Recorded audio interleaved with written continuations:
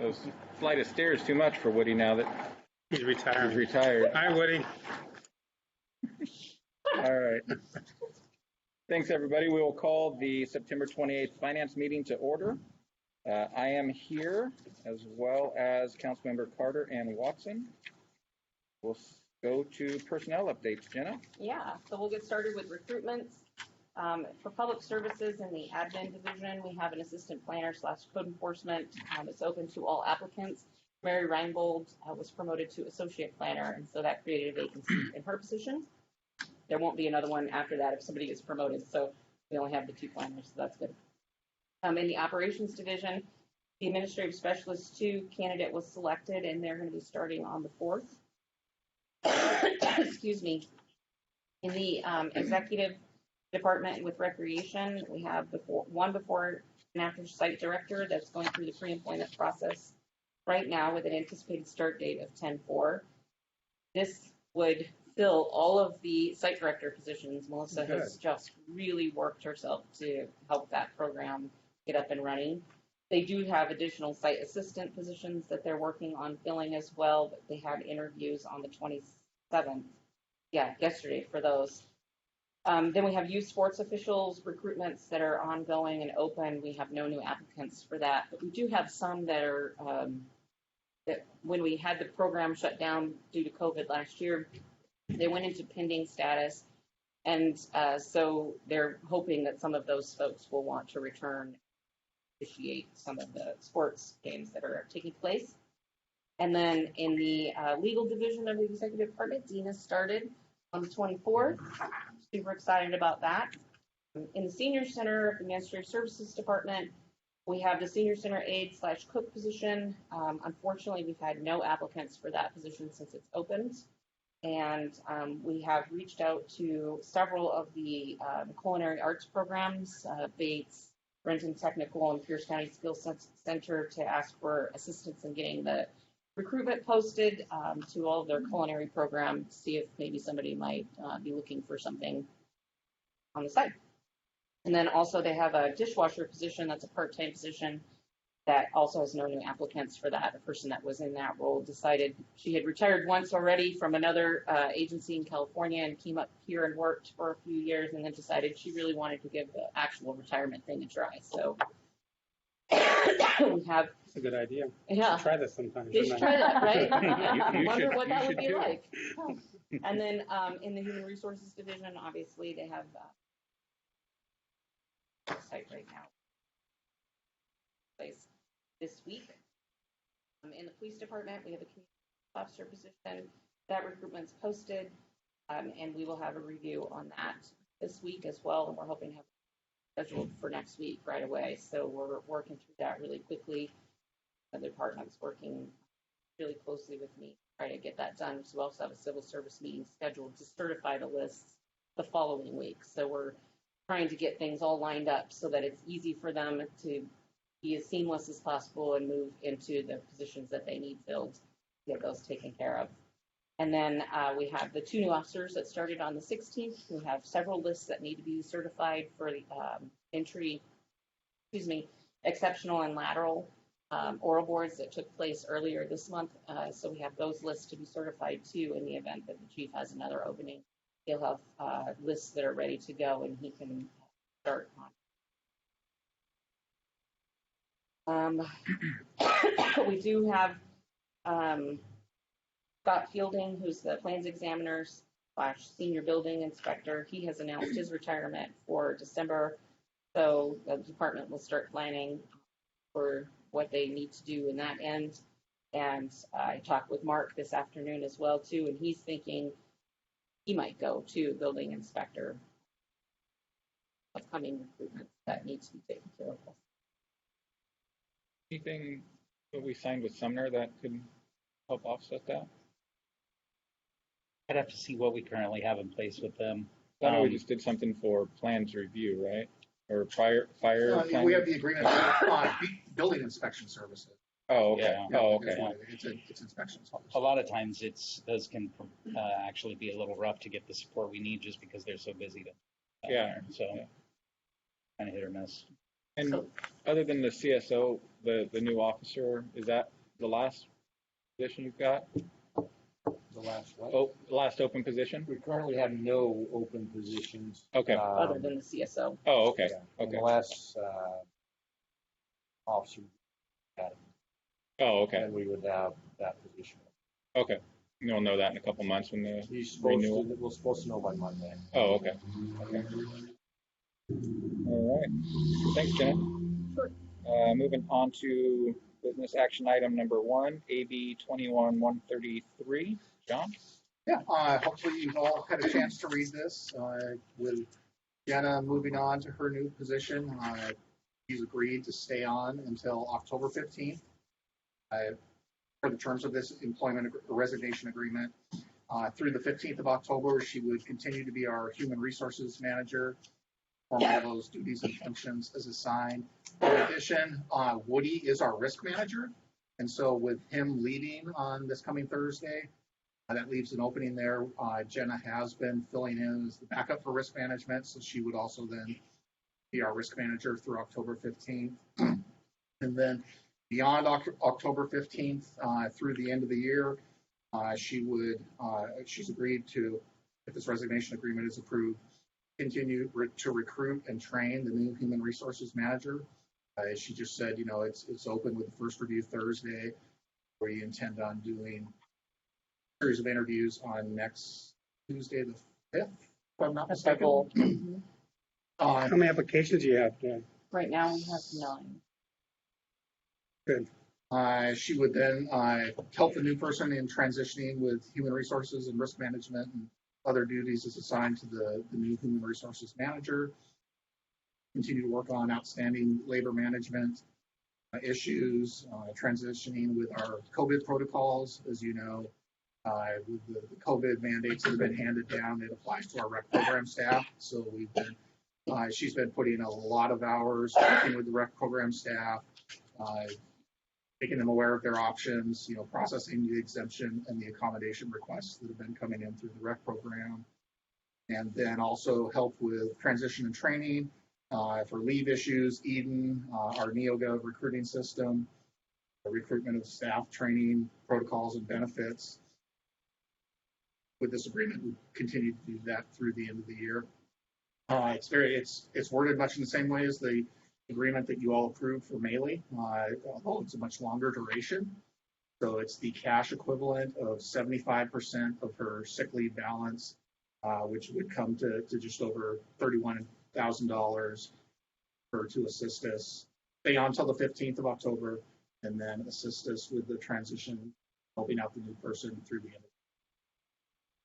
And honestly, I haven't talked to anyone about this, so I've got no vibe whatsoever. But in the hypothetical that it gets through here and doesn't pass tonight, what are the consequences of what's the date at that point? Well, I mean, obviously, Jenna and I would have to talk about what the separation date is.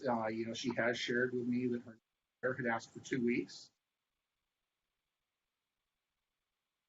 earlier than October 15th, and then there would be all additional work as a consultant helping us out and transitioning with the new person through the end of the year. And Melissa Johnson and I have already talked about that to some degree. So more likely than not, we would have to reach out and seek out consultant services and bring a contract back to assist. Certainly, Melissa is well versed in a majority of the human resources issues that we have before us. However, she's not at a point where she can take on them all. Yeah.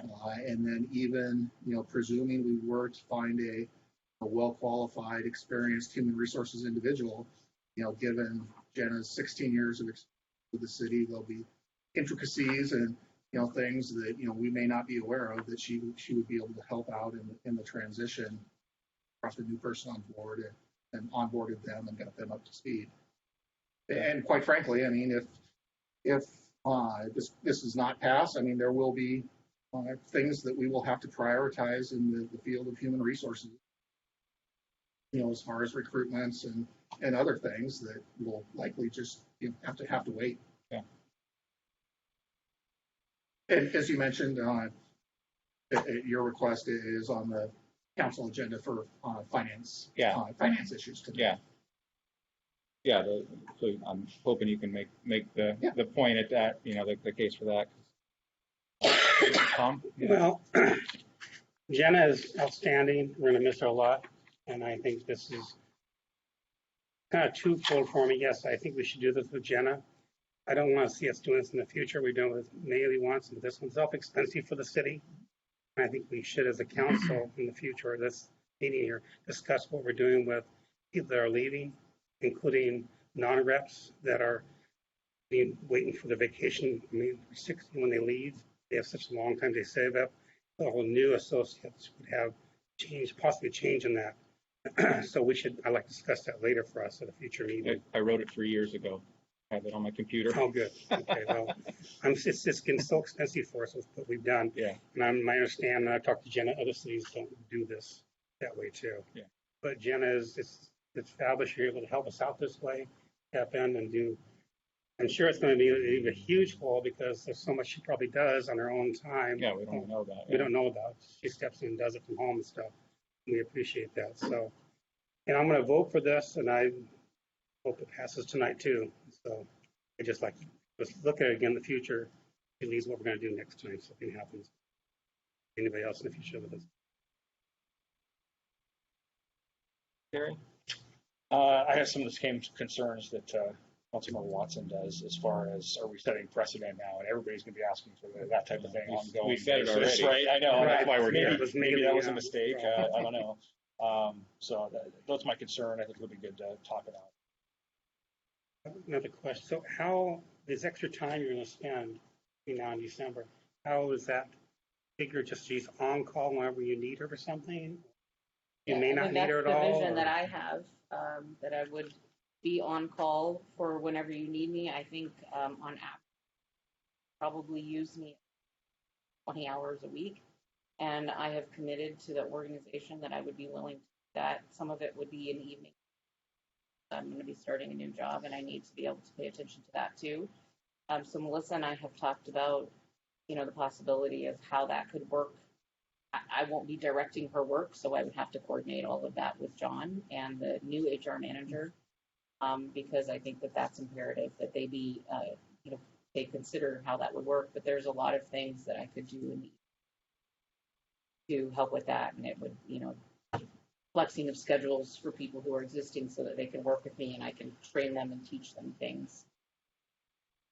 A consultant could cost you anywhere between $200 to $300 an hour for a good HR consultant. If it's a legal issue, then clearly you're going up more because, attorneys don't come cheap. So I think we have great, folks on staff that understand all of the things that are being asked of them. The department heads understand to the degree labor relations components and things that go along with that so much.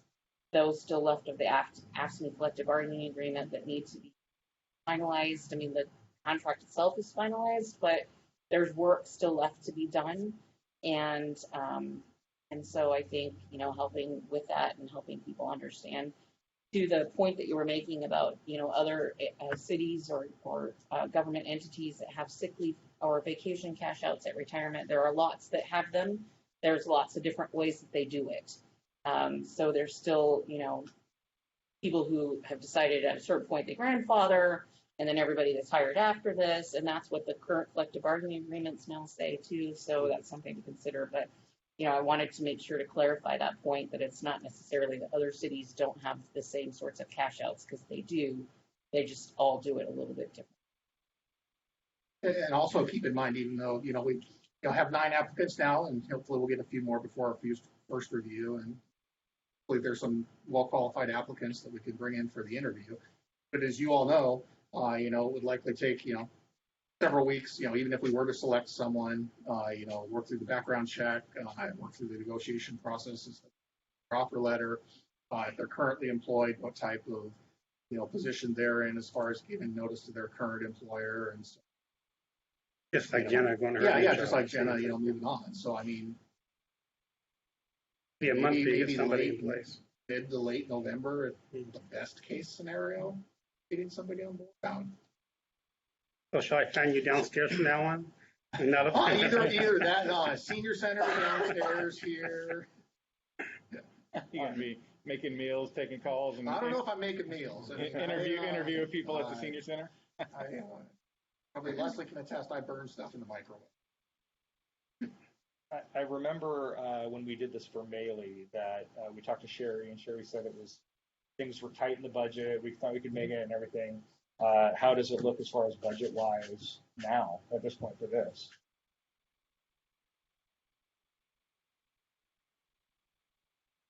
Sorry, there. I'm on mute now, right?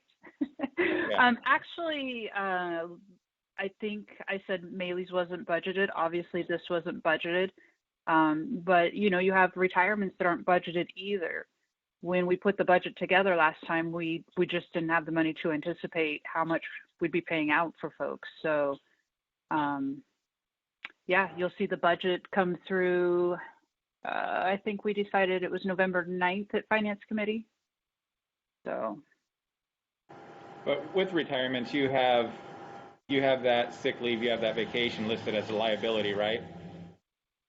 You don't have liabilities. We're cash basis. Oh, okay. There's no bank whatsoever set aside for anticipation of retirements at all? Not now.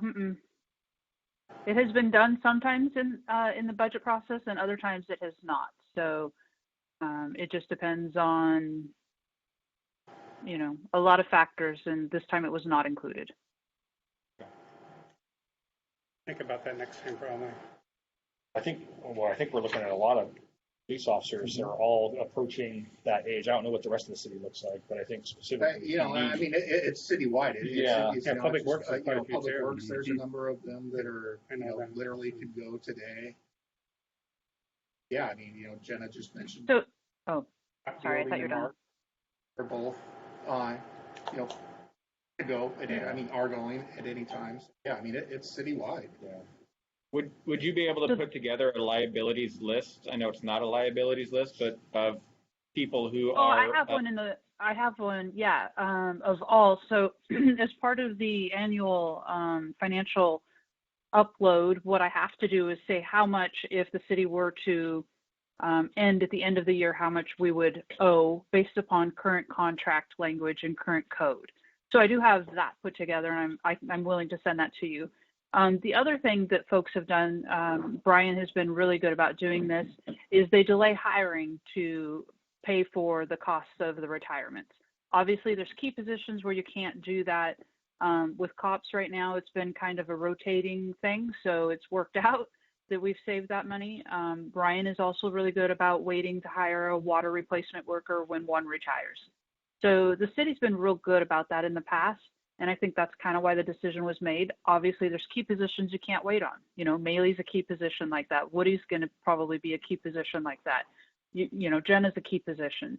There's certain positions you just can't, if somebody retires, you can't wait to replace them. Yeah, I would argue if you can, then maybe we should. but yeah, I know all of them are key positions. So, I wouldn't say delaying the hiring of a police officer by 3 months to offset payout is valuable to the city. I think, taking that hit, we're kind of getting off topic, but Sherry's done it in the past for people up there too. Yeah. She's lost one, just let it stay open for a while, help offset. Okay. Anything on this before moving on? Okay. So you'll just talk on it tonight? Yeah, it's on Okay. Finance Committee issues on your agenda this evening. I think it's important if anything you can fill in tonight, because there's some concerns out there too. All right. Moving on to item number 2, AB 21-128, contractual prosecution legal services. This is basically, I used to be the contract prosecutor, so Ivor Gunderson's law firm, Gunderson, then take over.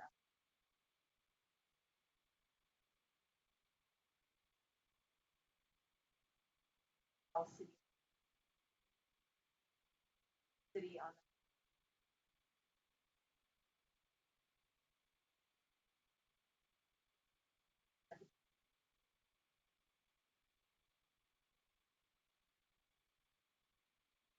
crime rate,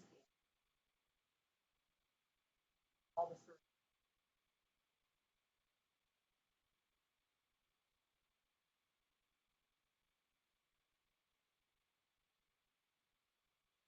How's this kind of compare to what we're kind of paying out to you before and stuff? It's more, it's $75 an hour, which is, but it's the same rate that City of Sumner. Ivor has a contract with Sumner and Bonney, and it mirrors the Sumner contract. What's their availability to you? They have plenty of staff on hand to be able, Yeah, as you need them. so there's Ivor, and he also has his brother Will. Ivor's available all Mondays, on Wednesdays, but his brother Will.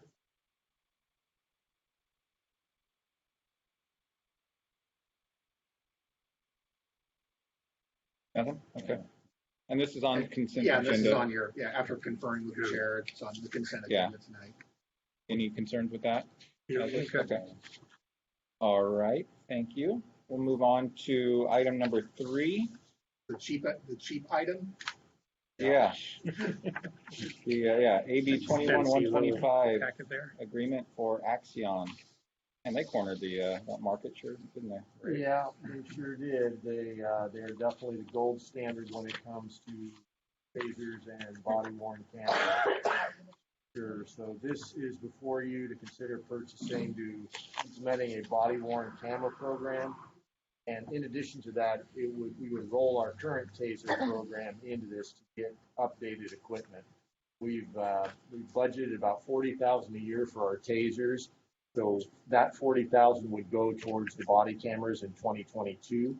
We have the legislative money this year that would go towards that, and then the the taser money that we had, that Sherry and I had talked about budgeting to replace our tasers, would now be rolled into this program, and it'd be about a $28,000 shortfall in 22, and the subsequent 3 years after that to totally fund the program. As I said at my briefing a couple weeks ago, this pretty much the new legislation is requiring body cameras. And honestly, for me, it's an officer safety thing for the officers to be able to document what they're doing and for them to present evidence at court and to keep them safe. I think this is a great investment. I will say we are negotiating with the union right now on the implementation of the program. And so far, I haven't got a group hug yet, but we are working towards that. One of the things that's holding us up, and I talked to Councilmember Carter about this, is the rumors are running around that agencies, cities are giving, or entities are giving their officers body camera money. And I had Jenna do some research. We were not able to find anybody that was giving quote unquote body camera money. Then I'm being told that there are people with open contracts and they're calling it something different.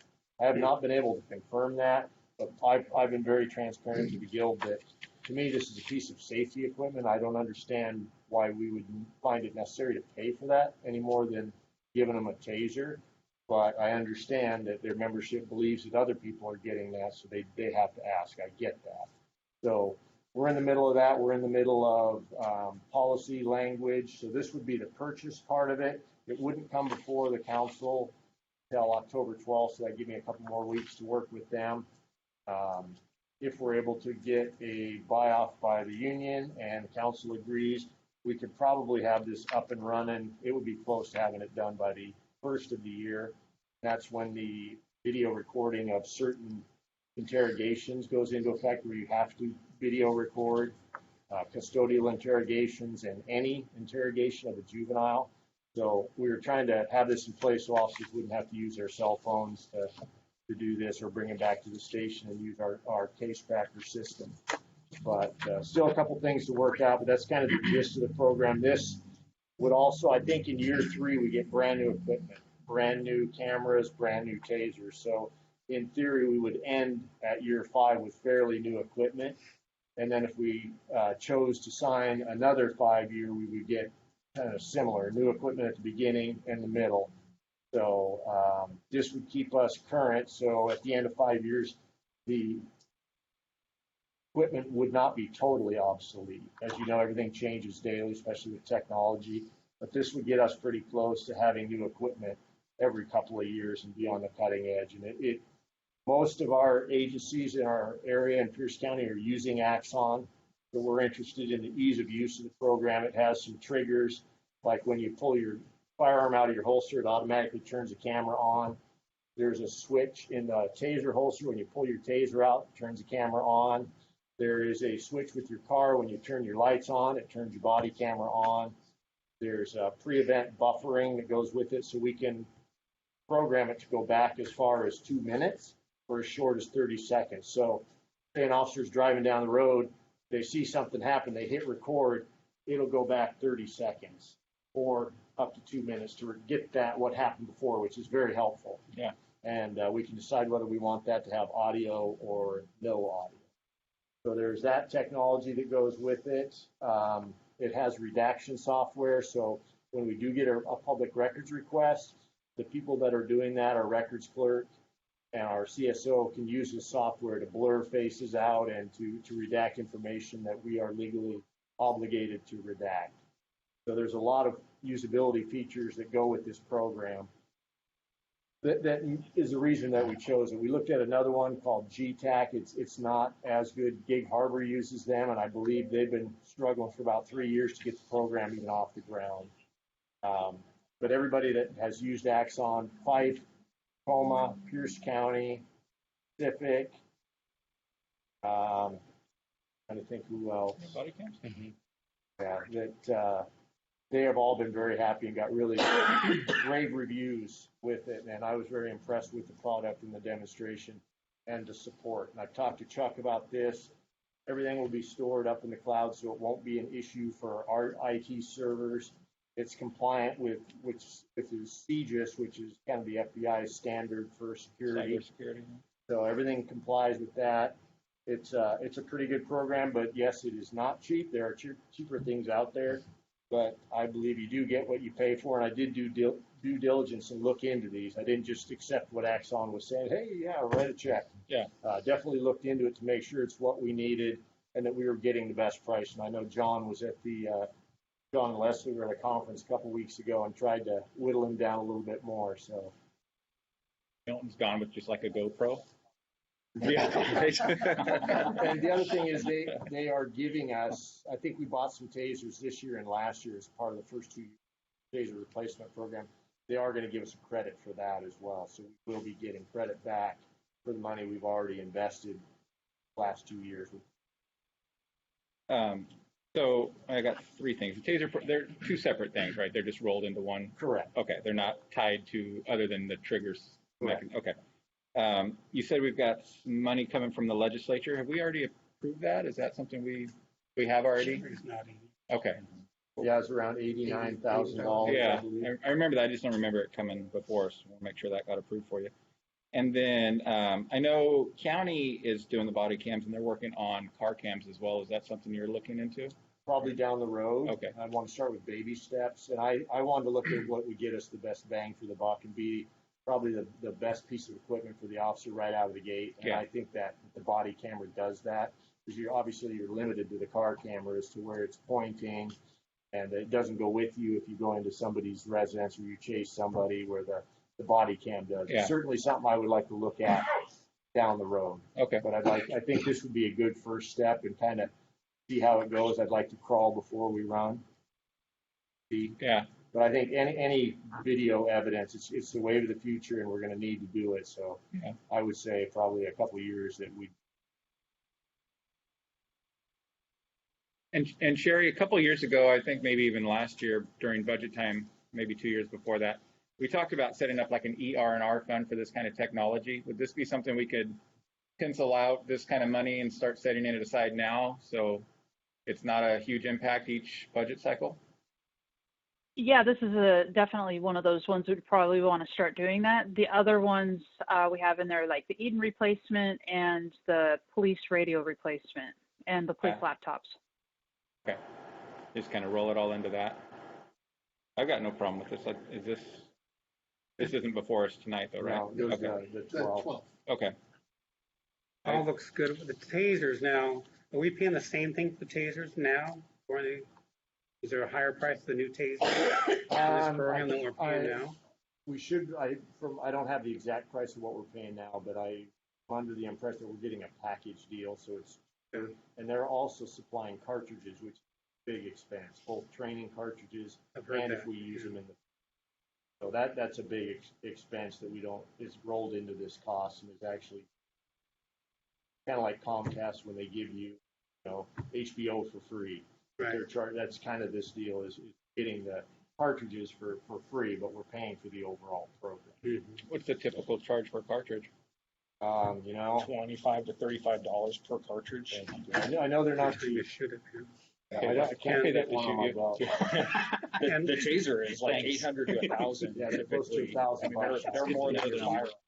Right. You paid to shoot me though. And too. what do you anticipate your additional costs through clerical work for processing all this? We're hoping that can be handled with our current record staff, but also as part of the discussion a month or so ago about adding the CSO. That I would envision that anything that gets run over would go to that third CSO position as well, because it is part of evidence. They could handle that and do any of the assist with the public. The redactions would have to be done by an officer or no? Not necessarily, Oh, okay. no. Probably records unless they didn't have the staff. We've got one who's on leave without pay currently. And so if we get into that situation, we run out of staff, we would have our third CSO trained to be a backup for that. And what kind of training do they provide you for this whole program, put this together? I don't know how many hours it is, but they give you the training on the cameras, and we've already got one officer through taser training, and we're sending another one through. And they're available support as well, so that they can be there in person or virtual, and they continue to support the product throughout the entire. I'm glad we're going forward to do this. It's important. I agree with you. I agree. It's all changing so much. It scares me not having that out. You breathe wrong, you're in trouble. So you need the protection that's going on. And I know our officers are doing things right, so I just want to make sure that we're documenting that. Yeah, I probably could have cleared some of the officers sooner in recent past. Chief Jeter and I had talked about this previously. We've had discussions. We've also talked about public safety. And I use them down in Pacific. Great program. The ability to redact and then send a link to somebody so they can watch the video makes it so much easier than trying to download stuff onto thumb drives and CDs. So really kind of stepping into the first century, essentially. It works like a Something we speeding really need to camera. do. What's that? Kind of works like a speeding camera link that way. Yes. Yeah. It was the main file. Yeah, you just send them the link and they just open it. You can say you can look at this for 30 days or a week or whatever, and then it goes away essentially. A lot of neat features that are in there, and Axon is kind of the gold standard. Okay. Everyone okay with that on consent for? When we do it, does it come back here again or just go to full council? We were just thinking October 12th, council meeting. That's fine. Yeah. Good to me. Consent works. Was Jenna's first? That's on tonight on finance committee issue. Okay, so No, it's on full council tonight. And then meeting minutes, approval of I have minutes. one line in question, but we're fixing it out. All right, open discussion. I have none. Watson or No, Carter? I'm just concerned about personnel, not her position, but the turnover we're having. I mean, some of these you have lately, are those anticipated? You knew those are coming up? I knew one just had, you knew about it, but. Well, a lot of what, if you're speaking about public services, a lot of what we're seeing right now is because this is happening in lots of agencies. Right, I'm sure. Senior positions that maybe not be available here, but are available in other agencies are attracting attention. And so with Nate and Jen, they were definitely moving, up and beyond what they were doing here. But I think the bigger concern for me really right now is this wave of retirements we're going to see. It's going to be huge. We're going to see a lot of people leaving in the next year to 2 years. Is there anything you can do to show them how important they are in their position to the city and where, even though they'll be. Well, I mean, a lot of these are, 30 plus year employees. And Oh, I mean, Some are in their it's- 70s, right? Yeah, so, Yeah. yeah, some are, they're in their 70s, and but they're ready to go. Yeah. There's like several employees across the city there that, are choosing that this is a great place to work, Right. The people here are amazing. They treat each other with respect and dignity, other every step of the way to be able to the citizens in the community their expectations. I think that, in Public Works specifically, nearly every one of the assistant superintendents are eligible to retire. There's one that's not. The police department has several officers who are eligible to retire, including a chief who could go, at any point in time. And some of it's just life changes, right? Mhm. As Ryan indicated, there are several people who are looking for the opportunity for growth and advancement that we just can provide them as a smaller city. They both went to much larger organizations than ours. And some of those things we just consider to be normal attrition. And we hope that their experiences were so good that they would recommend other people to come to us and or come back to us later when the opportunity presents itself. So, I think that the city is going to experience quite a bit of change in the next few years, especially because there are a number of positions that people who have been here for 40 plus years that are just really ready. I think that a lot of people didn't make any changes in the last year and a half when they probably could have, because there's a lot of fear around COVID, not necessarily being afraid of COVID itself, but what does that look like in a new agency? I don't know any of these people. I would be the lowest person on the totem pole. If I made this change and they had layoffs, I'd be the first to go. And so I think, a lot of people didn't make any changes during that time, and now they're seeing that organizations are recruiting again, and they see opportunities that are presenting themselves or that they would like to see moving into and stretch. And so they're making the choice to move on. I think as a council that your support of staff is so important. And I have heard countless times from all of the staff, the council members, appreciation that you show to staff. Some of them, come to you on multiple occasions, either on an individual level or even at council meetings, explaining and trying to articulate why they're making requests for personnel, being able to share some of the workload. Human resources is going to be pretty hard to hit, just generally speaking, from the perspective of recruitment. Needing that person, that part-time generalist, to be working full-time it's a huge deal.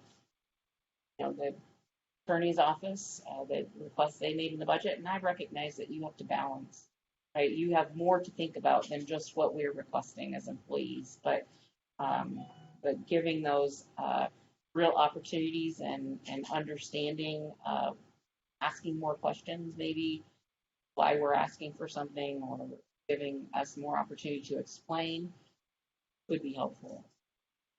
I think also you got to recognize that some of this attrition will create promotional opportunities. Mhm. We've had the support of the council that the previous ASME contract where we created the maintenance worker 3 position in the public works department that allowed us to promote 5, 6, Seven in total. that, and then Yeah. one more. 7 individuals up to that maintenance worker.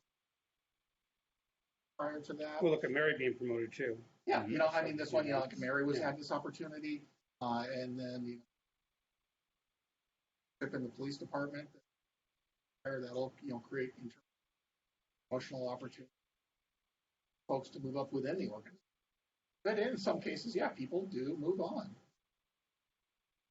Your last sergeant promotion, that was the first one in 13 years? I think 8. 8? Yeah.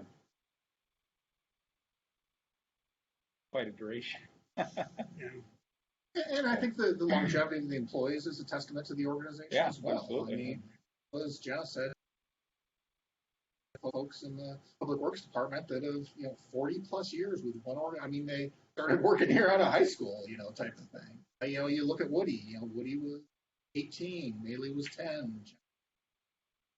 He's been since 18, he's been here? No, He was 18 years old? 18 years. Not since he was 18. I think so. You're so funny, Woody. His name's on the original incorporation. Yeah. So, I see Sherry's gone, but do we need to, the background, do we need to anticipate additional monies being set aside for these She possible? just sent over the liabilities Okay. list, so. That's what we talked about already. Yeah. Okay. Cool. And I'm good. Good, all right. This meeting is adjourned. Thanks, Sherry. Thank you. Thanks, Woody.